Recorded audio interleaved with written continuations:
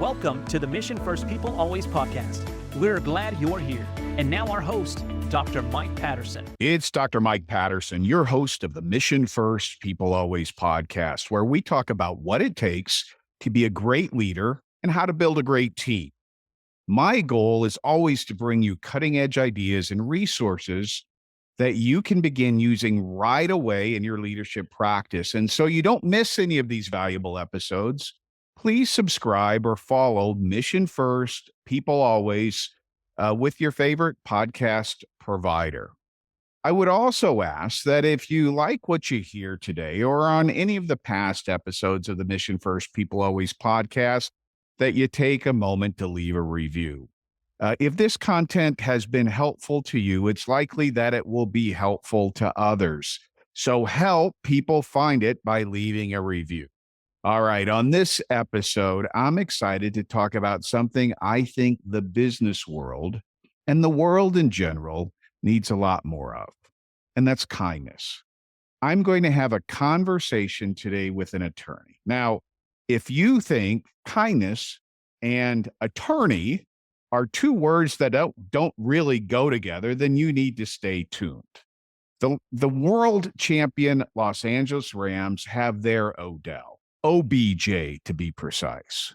Today, the Mission First People Always podcast has its Odell. And it's not any Odell, but it's Odell Mitchell III, or maybe we can call him OM3. Odell Mitchell is an entertainment attorney, organizational effectiveness consultant, and kindness ambassador. And I love that last descriptive term there. We're going to uncover and unpack what that means. He's the co-founder of Three Kindnesses, where he brings his passion for safety, empathy, and diversity to organizations, teams, and coaching clients all over the world. The goal of Three Kindnesses is to give people permission to find places where they are celebrated, where they feel safe, where they can be their authentic selves, no matter how they're wired, how they identify, how fast or slow they move through this world. As a diversity and inclusion specialist, Odell's deepest desire is to make sure people are seen and valued for exactly who they are. Now, I met Odell several years ago when I was doing some work with his former employer, United Airlines, the friendly skies folks who safely transport me on a regular basis. In fact, I'll be with those good people at United Airlines tomorrow. So let's get to Odell. Odell, he radiates charisma, but when I met him, I knew there was depth there that was tangible. So Odell, welcome to the Mission First People Always podcast. I'm glad you're here. Wonderful. Thank you, Mike. It's really, really great to be here. So thank you for having me. So, Odell, how does an entertainment attorney, get involved with a business that promotes kindness? Yeah, that's a great question. And one of, I would say, serendipity. So quite frankly, there's a need for kindness, especially the brand of kindness that we talk about. And profess at Three Kindnesses all around. And so I've seen a dearth of it in a lot of the places where I am. So for me, I've always found myself living at the intersection of helping people be better. That's where my work as an attorney is focused. And then also that was a seed that has grown into the plant that is Three Kindnesses.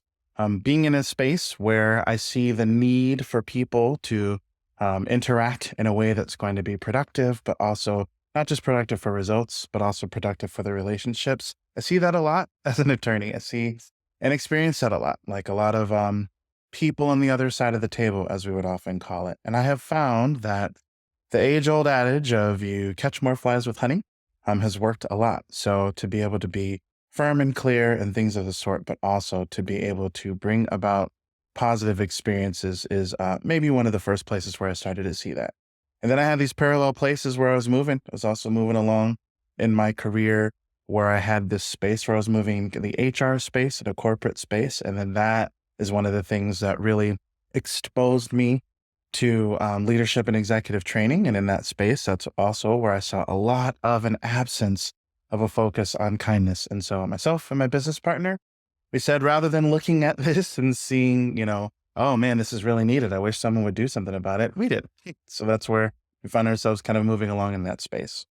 So you had some experiences, you saw a need, and you did something about it. I love that. I know there are a lot of entrepreneurs who are listening to us today, small business folks who are responding in the same way in their community, their world. It's different kind of work, but they had some experience, they saw a need, and they're providing a service. So I really appreciate that. Now, let's get into the three kindnesses. First of all, this idea of being a kindness ambassador is intriguing. Tell us a little bit about what are the three kindnesses and what it means to be a kindness ambassador. Absolutely. So the three kindnesses are safety, empathy, and diversity. Those are purposely broad because they are meant to apply to so many spaces. So when we're talking about safety, we are generally talking about the psychological and emotional safety that people need to be their best, fullest, truest self. When we're talking about empathy, we are really talking about, we always like to say kindness is empathy with its work clothes on.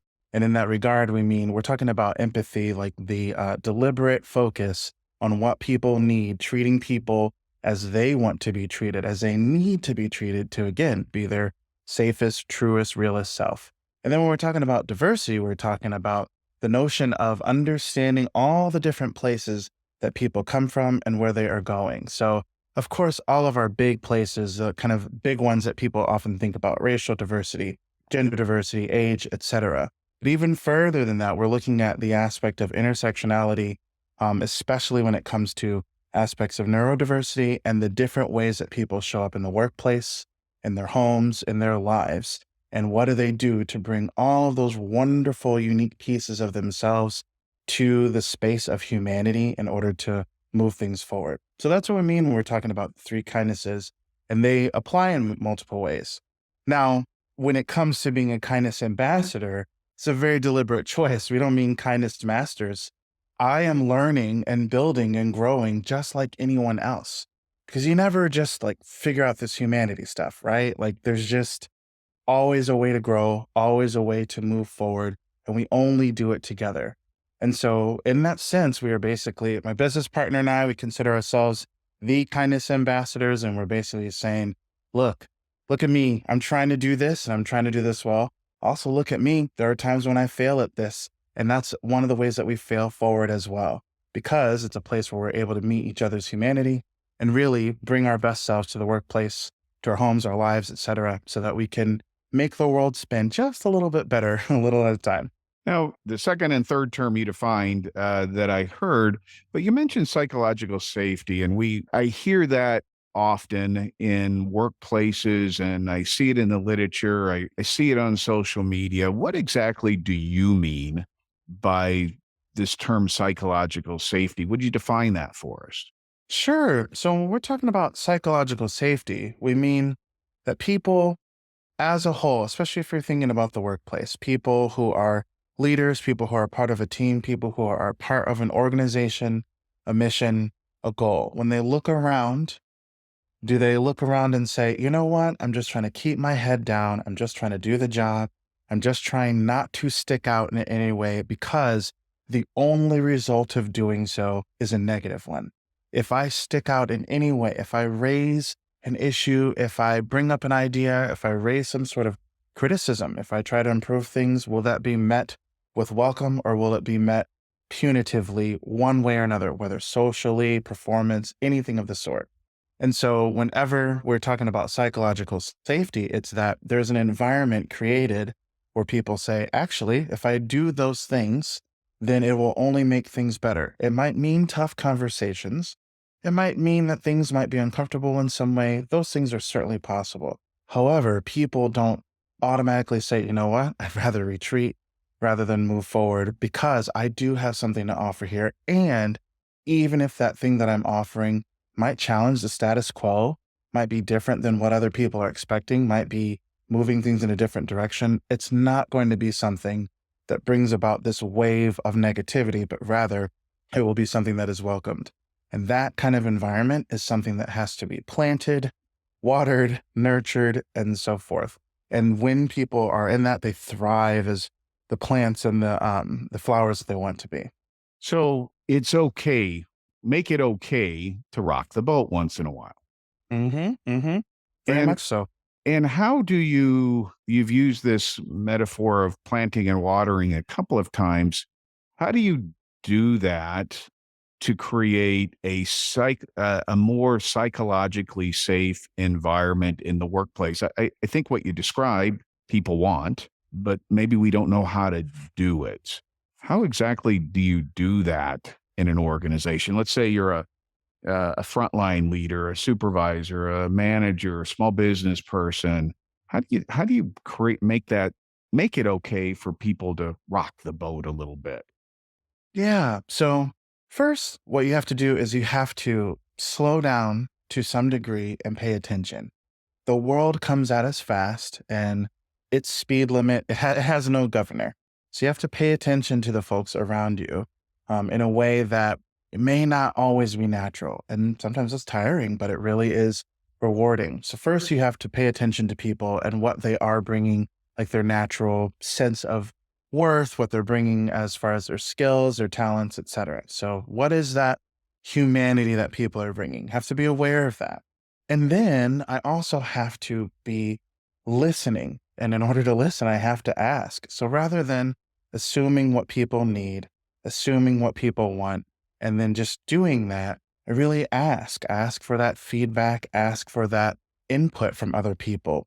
What is it that you want from this job? What is it that makes you get up in the morning? Man, what is it that keeps you wanting to stay in bed today? When you want to like take the day off and just not be here, why is that? What are the things that make that difficult?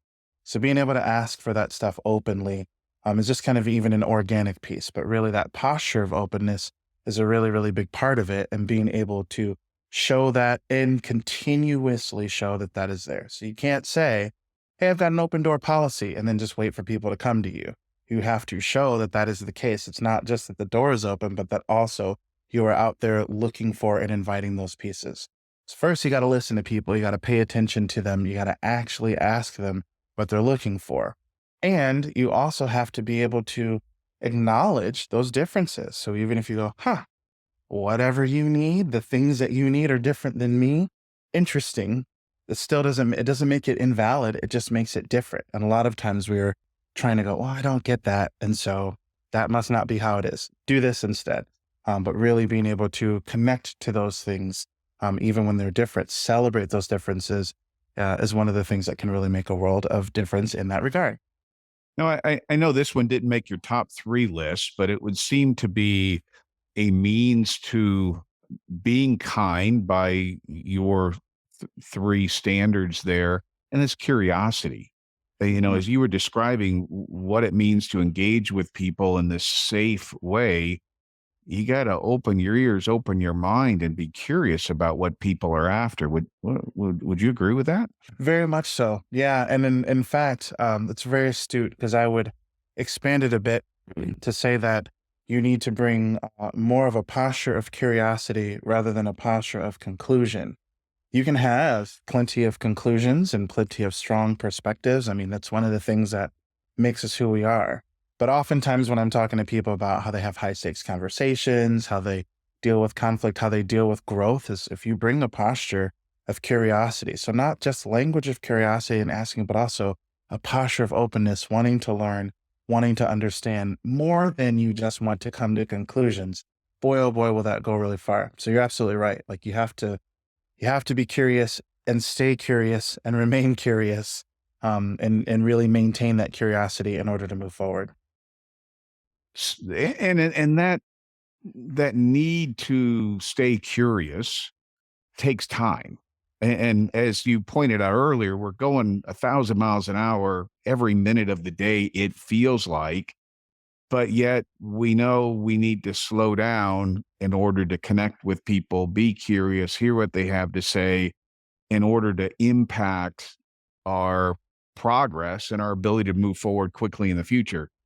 And I think that's a hard lesson for a guy like me to appreciate because I'm always running hard, running fast, but some of the best conversations are the ones I slam the brakes on, slow down, become present, be focused, be curious. I just I gotta get better at that, man. I understand. You know what? One of the things we always talk about, this is one of the ways that we frame it, is we talk about how everyone has different needs, speeds, and creeds. We all have them, but they're all different. We might have different social needs. We might have a different pace of moving through life. We might have different creeds or, values that we cling to. And knowing that about ourselves and embracing that about ourselves allows us to really move in that way that's going to be authentic to us. So I'm similar. From some angles, one would say that I'm always moving, even though I'm a slow paced person in a lot of ways. I'm definitely moving from thing to thing. Very much, just as a business owner, as a single parent, all this stuff. And so there's a lot of things that keep me moving, but at the same time, very much like you're saying, sometimes when you're able to slow down and just look at the world around you, to just listen, to ask one more question, to have one more conversation, to pay a little closer attention. And sometimes you find out that the very things you're chasing after are just right there. Like the things I was looking for at such a high speed are already right there. So you're absolutely right that it takes time, and it takes a lot of kind of discipline and just being deliberate about it, but it really makes a world of difference.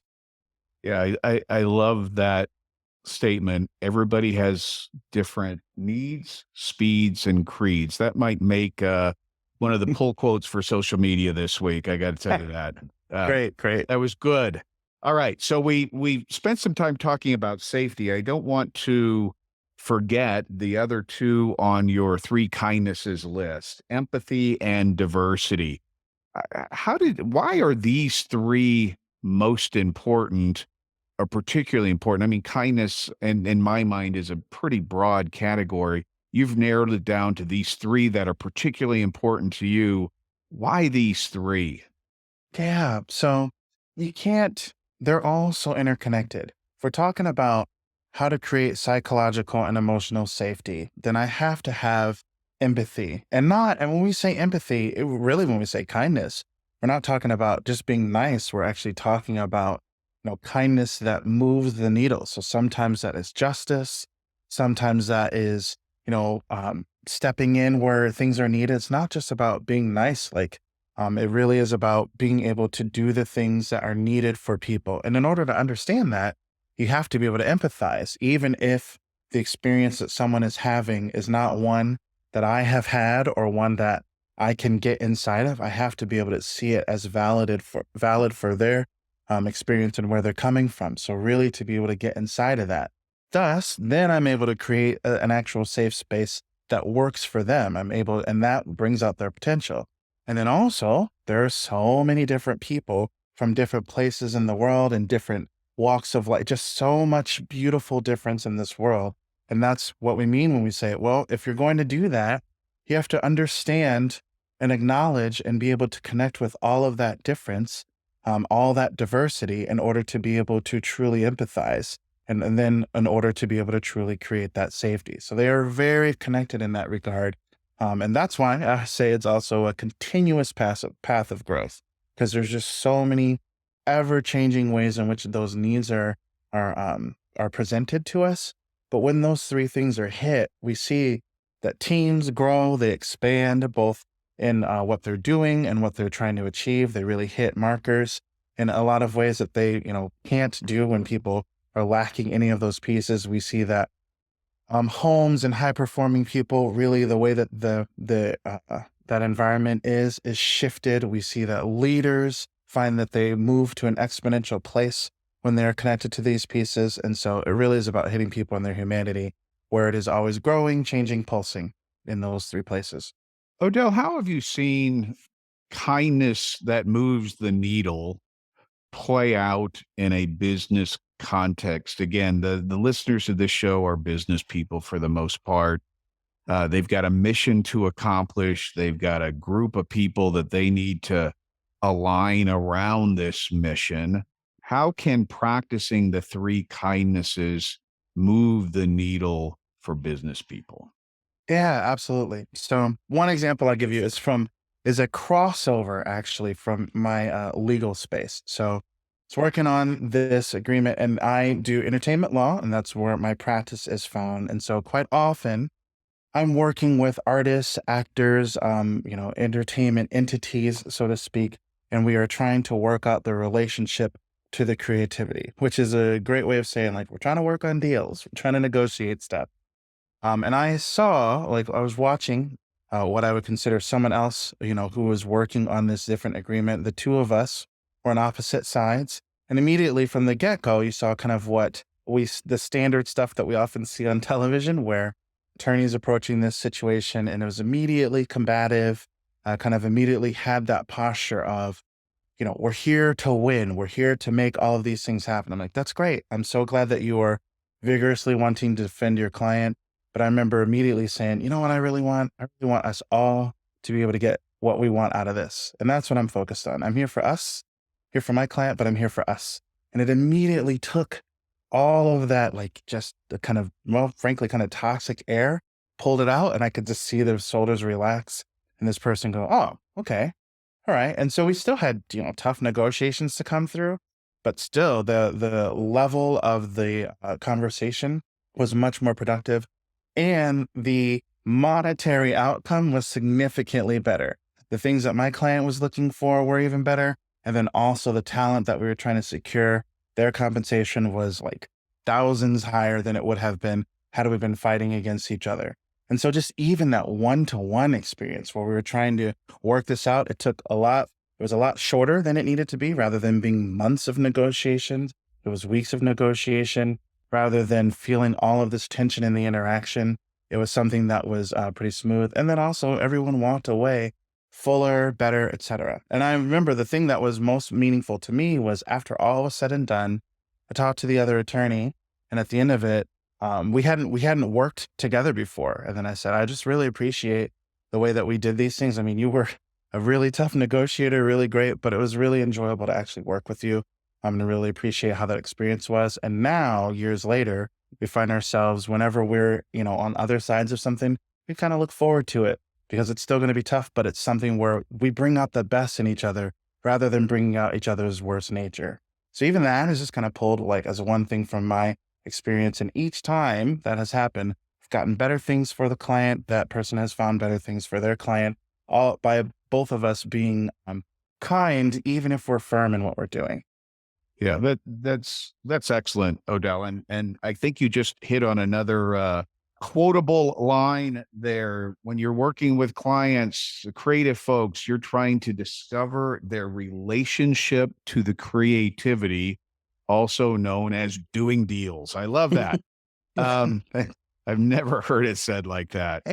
The mission first, people always mantra is a focus on developing great leaders. You believe great leaders are value-based leaders.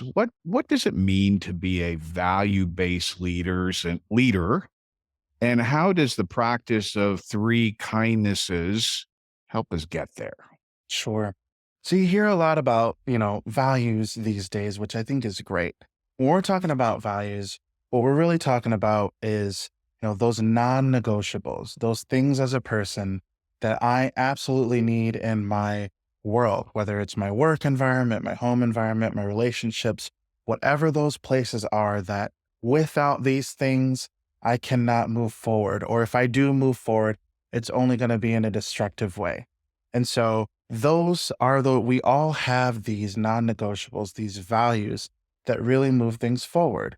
And they might change over time, they might shift, but what we really do is we run a few exercises, even especially in my coaching, where we say, okay, let's spend some time really dialing down and understanding what are some of those key values that are super important to you, that if they are present, they really make a world of difference. Now, the thing that's practical about them as well is that when you are clear on your values as a person, as a leader, then decisions become much simpler. It does not mean that they become easier. In fact, sometimes they become very difficult, but the decision about what to do and how to move forward and what the impact is going to be becomes a lot simpler and a lot clearer. For example, for me, as a kind of a surprise to probably no one listening, safety is probably one of my highest values. It is just, not probably, it's certainly one of my highest values.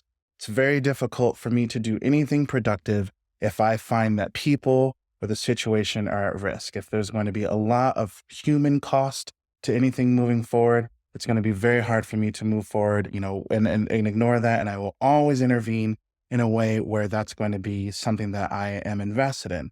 I know that about myself, so I won't put myself in situations, where safety is not valued. We're just like, yeah, it's not going to happen. And also, oftentimes, if there's been a big situation that comes in life, I'm able to go, all right, man, it's just really, really difficult. But if this honors my safety value, then I do feel certain about how I'm moving forward. It's clearer, it's easier. Well, again, not easier, but simpler. It's, clear about how to move forward. And that really helps when you're a person, and especially if you're a leader, to understand what your values are. What are the things that, bring you to life in your day and your work? And certainly, what are the things that stand in your way? If these are not here, these are not honored, then you're going to really struggle to influence your people in a great way. You're going to really struggle to hit the marks that you want to hit. And that work of understanding those values is really, really important. And it just doesn't present itself. You have to dig deep and really understand that and look at your life and see those commonalities and those decisions that are made. When people are clear on that, boy, oh boy, do they have a really a serious impact in their life and the life of others.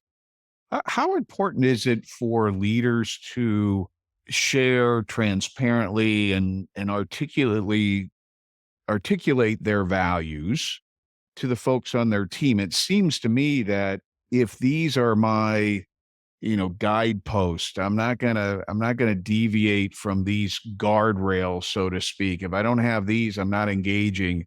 Wouldn't it be helpful for the people around you, the people you lead, to know those as well for you?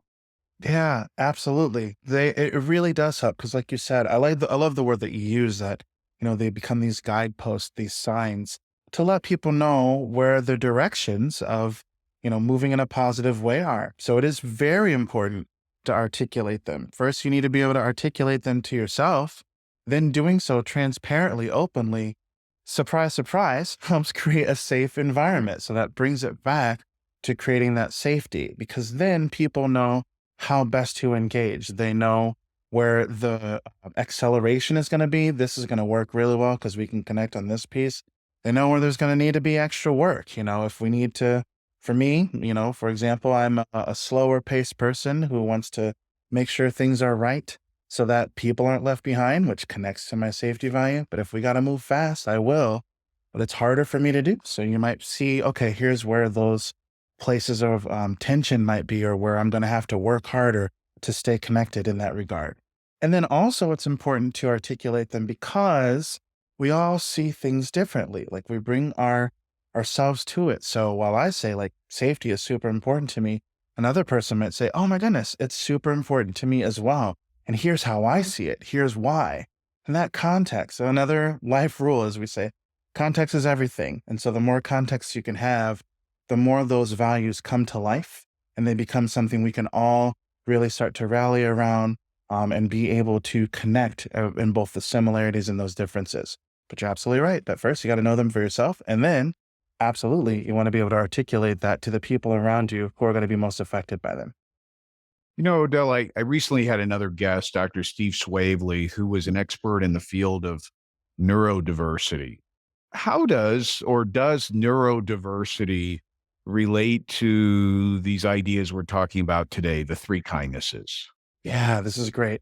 So, as it probably was, as your guest probably mentioned, just as a quick note here, when we're talking about neurodiversity, we really are talking about all the different ways in which brains are wired and how that shows up in the world. That is such a broad way of saying it, and purposely so. So, when we're talking about neurodiversity, in our work, we especially are talking about neurodiversity, and then many of the ways in which we find that folks are neurodivergent. So, a lot of ways in which they might show up in the world. Well, the place where we have hovered the most is the neurological differences is between introverts and extroverts, and that spectrum that is there. But then also autistic folks who have ADHD, folks who are considered highly sensitive persons, all of these places, and many more, in which brains are different and thus their needs are different, and then thus their gifts and skills that they bring to the workplace, to their relationships, to their existence, is different. And so when we're talking about safety, empathy, diversity, we're talking about, first of all, we have to make it safe for those people to bring themselves to the workplace, to their experiences. And by and large, our world hasn't been built that way. Like, it's been built in what folks would consider more of a neurotypical way. And so it hasn't always considered those needs. There's much more of a rising conversation around those, but a lot of that is like a new frontier and making sure that folks are seen and heard in the ways that they need to. And then also being able to understand or at least empathize with those experiences, especially if my brain is different than this person, which is different than this person, really being able to build that. And knowing that if people are bringing all of their wonderful, different ways of thinking, ways of being, ways of doing, that is a wonderful thing. That really, really expands teams. It really brings about talent. It really brings about productivity and existence in a way that we can't have without it. And so that's often the space of people who have been missed, who have been misunderstood, and they have some really loud, wonderful, harmonious voices that are really rising up here. And we want to make it safe for everyone to be able to be in that space and bring their wonderful selves to it. How do we learn about those unique characteristics of people in a way that's not intrusive, that is safe and comfortable for people in the workplace? I mean, some of the things you talked about, people might want to keep quiet because Mhm. and maybe it's because they feel unsafe to share it, but the workplace isn't where I bring my, my difficulties in life. I'm there to, kind of do my thing. How do you encourage leaders, managers to discover these things about their people in a way that's socially acceptable, business acceptable, legally acceptable, all those things that we have to be concerned about these days? How do you do that? Yeah, absolutely. So what you do is you fall back to one of the three kindnesses at least. So when you're focused on building safety, you want to make it safe for folks, and you're asking them not about, just things that are openly and intrusive, but you ask what activates people, and you also ask what makes things difficult for people. People, by and large, like humans, by and large, the thing they want most out of this life is to be seen. They just want to be seen. They want to be heard for who they are, for what they bring. They just want to know that their voice is reaching the ears of someone, that their thoughts, that their needs, their pains, their dreams, their hopes actually matter among all of us. And they do.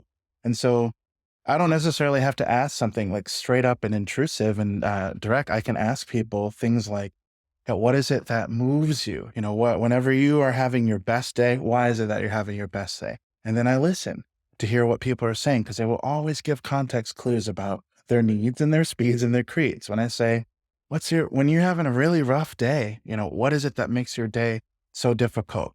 And when they will always give context clues about their needs, their speeds, their creeds, they'll tell us, man, yeah, I mean, if I'm around a whole bunch of people all day and I'm getting constant interruptions, that's really, really difficult for me. And then I might be hearing, oh, you know what? Some sensory overload might really be happening there. That might be pieces where if I'm able to accommodate not having someone in such a high sensory environment all the time, maybe that will give them their best. Or the reverse, someone might say, if I'm stuck in a room by myself, just working by myself all day and I have no one to talk to, oh my gosh, it absolutely drains me. And I might be hearing someone who's going, yeah, I need that connection to people one way or another to be able to pull my best self out. Okay, wonderful, wonderful. So hearing those clues that people give when they talk about themselves, because they will talk about themselves in genuine ways if we ask in genuine ways, and then we listen. And then we reiterate that we really do care. I just want to hear who you are and how you are, which I know is often exhausting, can be exhausting, to understand and hear people. But man, oh man, does it just build this space that is very kind, and also the kind of kindness that makes people want to bring their best selves to whatever work they're doing, whatever relationship they have, etc. What's your take on psychometric assessments as you were describing this process of learning about people? can we shortcut that process in some way by using valid and reliable psychometrics to understand people? Do you use any in your practice? What are your thoughts there? So yes, I would say absolutely. I love it. And then if you're out there listening, you just rolled your eyes like, ugh, assessments. Hey, hold on. We're here and we're fans of these. So yes, especially when you're using it in a way that brings about data that supports, creating and understanding things from a safe and full standpoint. So yes, there are many psychometric assessments that I have been exposed to and facilitated over my life. One of the ones that we focus on pretty heavily in our work is we often use the Hogan assessment in a lot of ways, especially when we're working with high performance leaders or if we're working with folks who have expressed or showing some signs of neurodivergence. We often can see a lot of data there that really helps us talk about things. I think the key piece is that when we're talking about psychometric assessments, it's not about drawing a box around someone so that we can fit it in there. It is often about being able to give language and some sort of data piece to talk about the very things that we are, being able to discuss. So it turns things from so subjective and also being able to say, all right, here's some common language we can give to a human experience. Here is some, common understanding we can bring about to make sure that we are seeing people in their fullest way. And also lets people have some things to fall back on, to reach for in that regard. So we use Hogan a lot. You've used DISC a lot. Use core strengths SDI. Very, very familiar with that, which is really, really lively for me. So a few different across the board in our practice that we use depending on what is needed for a team, for a leader, even in a home situation. Yeah. My view about psychometrics, and I think people know that my tool of choice is the SDI. If our goal is to try to meet people where they are, a good psychometric assessment, like some of the ones you mentioned, like the SDI, is kind of a roadmap to get there more quickly. Hmm. They're there to build relationship and to help us do better, do right by the people we're working with, bring out the best in them. And so that's why I am a fan. All right, Odell, we're starting to run out of time here, but I've got a couple more questions for you. How did this work make a difference in your life personally and professionally? Yeah. So it's interesting. I find that from a personal standpoint, which then turned into a professional piece, I was probably like our first case study. Very much so. So what happened is my business partner, brilliant, Angela Cox, she is just outstanding. And I'm so honored and glad to be doing this work with her. What happened is we were working in a place together. And I was someone who socially considered myself an extrovert, but I was also always very tired. And she was the first person who noticed that. It just said like, you seem to be carrying the weight of the world on your shoulders in a lot of ways. And so we just started having the kind of conversations that we have nowadays, especially around our work, just starting to understand who I was. Maybe sensory things are a lot for you. Maybe you need an environment that honors these values in you, just really slowly opening up some of that. And what really made a world of difference is I got the first permission in my life to see myself as someone who wanted things to be a little bit slower, who wanted to maybe be around fewer people sometimes, would be around a lot of people sometimes, and be okay with that draining me. To see myself as someone who is sensitive and sensitive in a way that helps me understand people's strengths and advocate for others, and really, consider myself a pretty strong introvert, but also upend kind of the social conventions of what that might mean in a lot of people's eyes. So I just never had permission to see any of those things in myself moving through the world. And that was actually holding me back. Once I started to be able to have those conversations, and it was a really organic thing, then all of a sudden I saw so much benefit both in my personal life and in my professional life. And the key piece was someone making it safe enough, empathizing with who I am, and then also honoring the way that I might show up differently than other people around me. And then that gave me the permission to be my full self. And now, from a personal standpoint and from a professional standpoint, I show up better than I ever have before. Still tired sometimes, but nevertheless, that was one of the things that really made a world of difference. So the three kindnesses, before we even knew what the three kindnesses were applied to me. And now we have seen that, really make a difference in countless lives. I love it. Let's apply this or help our audience apply some of the things they've learned today. I always like to wrap our conversations with something really practical that listeners can start doing immediately to positively impact people around them and their own leadership effectiveness. Give us a piece of advice that we can begin doing tonight, tomorrow, this week. What can we do, Odell? Absolutely. So what I would say is one of the most practical things you can do, and it will help you get some of that information, is to ask one more question than you might naturally do. And so in all situations where you're trying to understand people, you might say, man, what is it about your work that makes you really excited? And someone might answer, ask one more question. Yeah, and why is that? Or if you're in a difficult situation, why are you upset? What's really hurting? Why are you angry, etc.? You're trying to understand.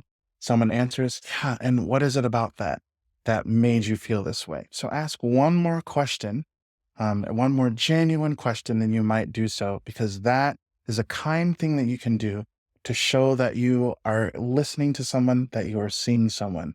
And you might get a little bit more information than you expected. And next thing you know, you're starting to really see and understand people rather than just being pulled through this life at the speed that it wants to pull us through.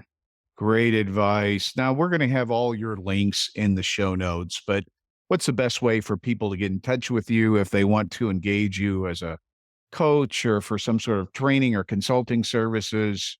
What's the best way for people to reach you? Yeah. So if people want to connect, you can, like you said, all of our links are in there. But if you go to our website, threekindnesses.com, that is one of the great places to see everything. And then also you can always hit that form. And it feels disembodied, but it comes to a real person. One of those real people is me. And so that's one of the best ways to connect. And then also, I'm very active on some socials. LinkedIn is one where you can also find me as well. Odell Mitchell III. On LinkedIn, that's another place where people connect in DMs a lot. So those two places, among others, are really great. Odell Mitchell III, Esquire. Thank you for being such a great guest and for contributing so much to the world as a kindness ambassador. Here's what I'm taking away from this conversation. Kindness, especially the three we've talked about today, safety, empathy, and diversity, are transformative. Their practice transforms me as a person. It makes me better, and it makes me a better leader. With kindness, I see others more clearly and I can appreciate them for who they are, not just what they can contribute. I become more relational and less transactional. I recognize the inherent value of others, and in so doing, I become a bit more human myself.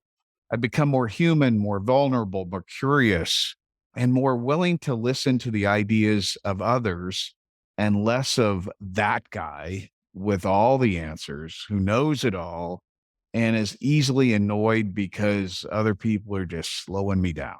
When I'm more open, understanding, and I allow people to share their ideas, to share what's on their mind without risk of repercussions as a leader, I seem to be inviting them, giving them space to elevate their performance and be their best. In other words, I'm performing what I consider to be the primary responsibility of leadership, to bring out the best in those around me. It also seems that when everyone on a team or in an organization is guided by kindness and is propelled by kindness, it changes the culture. It changes the culture of the team. It changes the culture of the organization. And if we define culture as the way we do things around here, then doing things with kindness, especially these three, would most certainly be transformative. I've been around a lot of people and a lot of teams where kindness wasn't the order of the day. Leaders weren't kind and the people felt beaten down and became disengaged. They couldn't find the exit fast enough and it affected performance. But with the three kindnesses that we've talked about today, we're creating the kind of place where people will want to be, stick around, and it makes it okay for them to be who they are. Friends, that's all the time we have on this episode of the Mission First People Always podcast. As always, I invite you to follow the podcast so you won't miss any of these great conversations. And if you enjoyed today's episode, which I'm sure you did, please leave a 5-star review for us. Until next time, be kind. Thanks for listening. We hope you enjoyed today's episode. If you want to create a stronger, more people-centric and empowered culture for your organization, visit drmikepatterson.com.